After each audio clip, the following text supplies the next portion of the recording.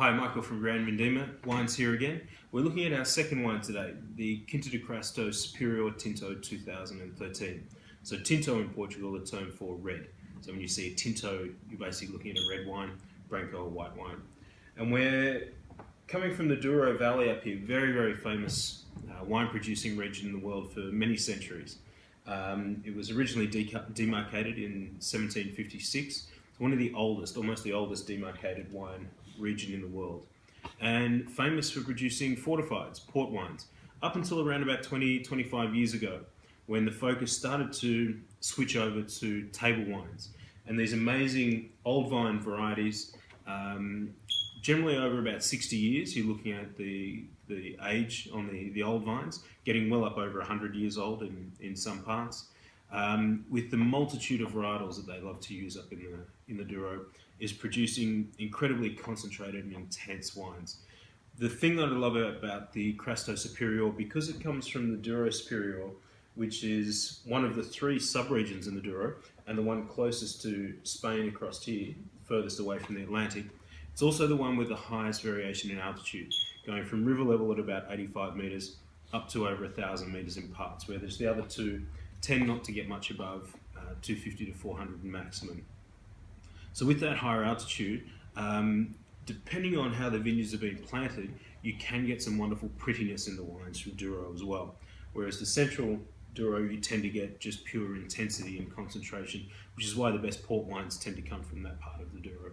But in Superior, where the grapes are sourced for this wine, this vineyard, Quinta de Cabreira, actually starts at 85 metres and goes up to nearly 500.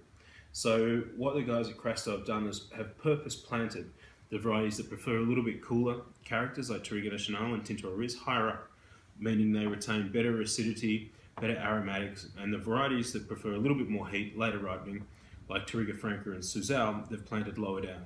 So it's giving their wines just a natural balance, which is very important and really shows through in the glass.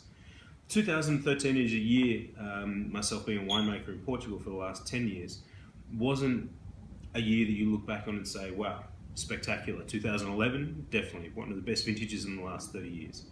13 was a bit of a creeper though.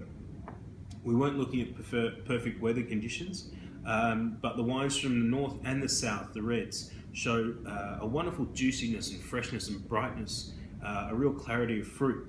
So the 13s have turned out to be a bit of a surprise packet, and I find across the board 13 has actually turned out to be a very good year.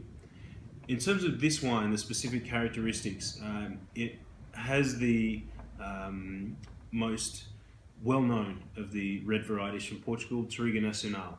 We have a little bit of this here in Australia. I've planted some, and there's some other producers who are now starting to use it. It's very much gaining favour here in Australia because it actually handles our conditions very well, better than some of the French varieties we tend to plant.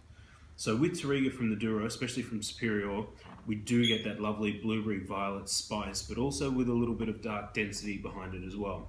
So that's where you get the red and blue characters from. With Tinto Oriz, Tempranillo, and Tinta Barocca, we tend to get some nice juicy red flavours coming through, and we also get a little bit of dark black fruit in there from some of the other varieties.